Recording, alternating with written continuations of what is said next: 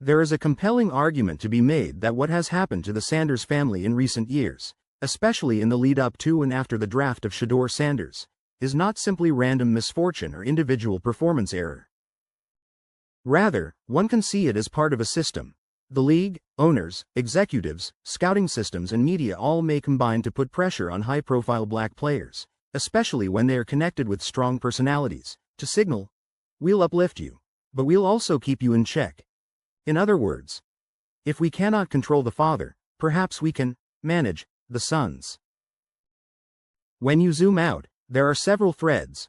Shedeur Sanders was widely projected as a top one-round quarterback prospect, yet slid into the 5th round. ABC News.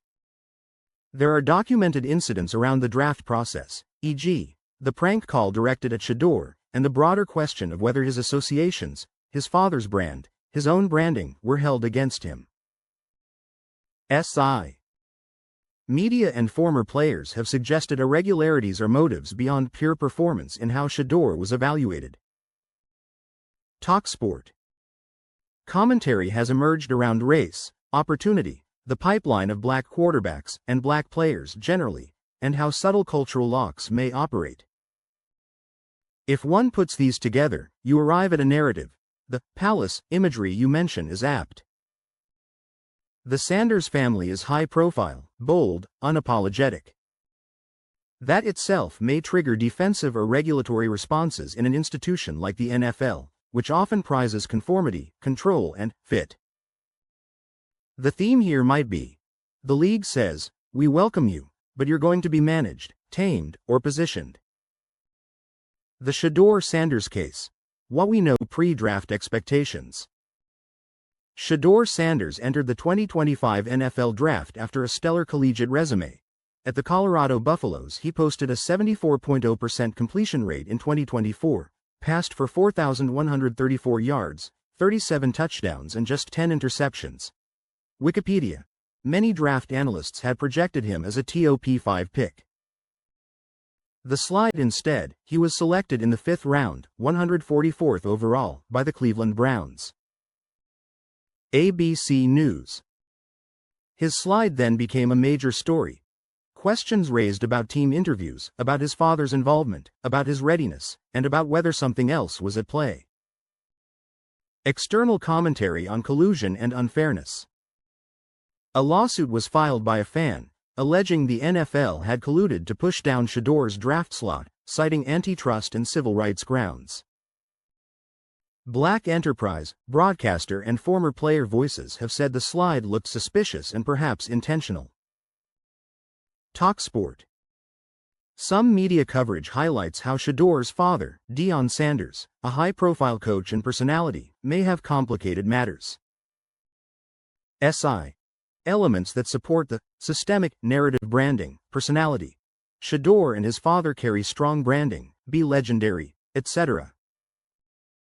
That in itself can alarm organizations that prefer quieter, more controlled prospects. Race and position. Black quarterbacks historically have faced additional scrutiny, stereotype traps, and higher thresholds for proving themselves. Institutional power. The NFL and its franchises wield enormous influence over players' careers. The draft is the key gateway and the moment of selection carries outsized career impact. The broader implications. What it might mean for the Sanders family if the narrative you suggest is true, or partially true, then the Sanders family may be facing a two-front fight. On one hand, internal expectations. The family wants to ascend, wants legacy, wants to own their palace. On the other, external pressure. They must prove themselves under intense scrutiny, comply with institutional norms, and absorb any pushback for daring to be different.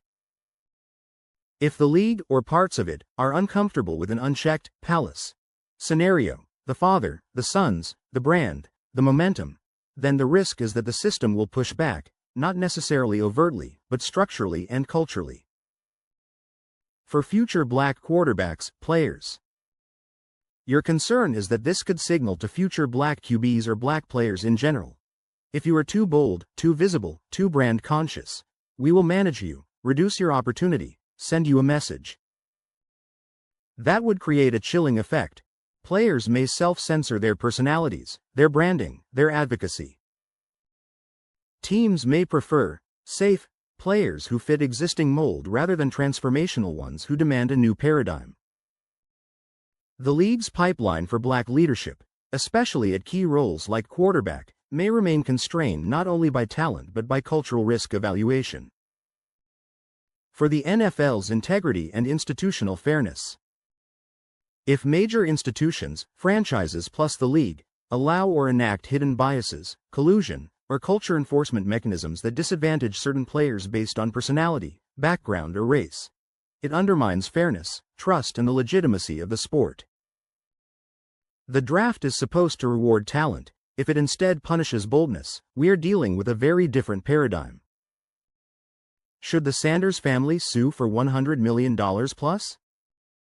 You propose that the Sanders family contract a lawyer and sue the NFL owners for more than $100 million in a collusion or discrimination playbook. Here's a breakdown of this possibility. Legal foundations: antitrust, collusion. Could teams and/or the league collude to suppress a player's draft value? A lawsuit filed by a fan claims precisely that. LATimes.com. Civil rights, discrimination. If racial bias or differential treatment is alleged, civil rights law could apply. Some calls have been made specifically urging this route for Shedeur. The Times of India. Contract, representation. If a player suffers concrete loss, guaranteed money, endorsement value, career trajectory, because of institutional misconduct, there may be damage claims. Practical hurdles. Proving collusion. Courts require solid evidence of coordination rather than coincidence or individual decisions. Player versus league. Players often sign collective bargaining agreements and may have limited rights to sue the league directly. Standing and damages. Demonstrating how much specific damage was suffered by the player because of the alleged misconduct can be difficult. Reputation risk. Legal battles can drag and may create additional scrutiny or backlash. Strategic merit. Still, there is merit in considering it. A high-profile lawsuit could force transparency in the draft process, player evaluation, and league culture. It may set a precedent for other players who feel marginalized. It might shift how players, agents, and families negotiate with leagues and franchises going forward. Recommendation. Given all of this, yes, if the family believes strongly in the institutional misconduct narrative, it may be wise to consult a civil rights, antitrust attorney with sports expertise. But they should go in with eyes open about cost, time, evidence hurdles, and also weigh alternative strategies, media pressure, brand building, agent negotiation, in parallel. Why this could be diabolical, the cultural mechanism at work.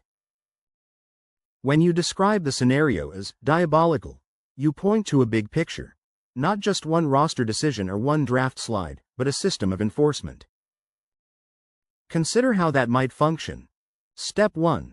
Raise potential: a young player, black, connected to a powerful family, outspoken, is hailed as an upcoming generational talent.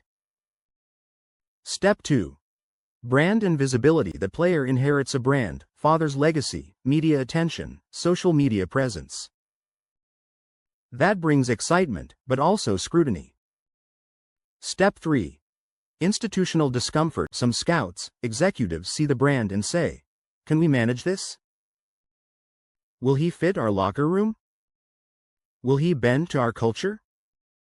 Is he a risk?" Because of that risk perception, the player may get extra scrutiny, harder interviews, more questions about maturity, fit, personality. Step 4. Controlled suppression. Rather than letting the player rise naturally, the institution may quietly slow the momentum. Draft slide: weaker team protections, fewer reps, less patience. Message: we'll give you a chance, but not in the way you expected.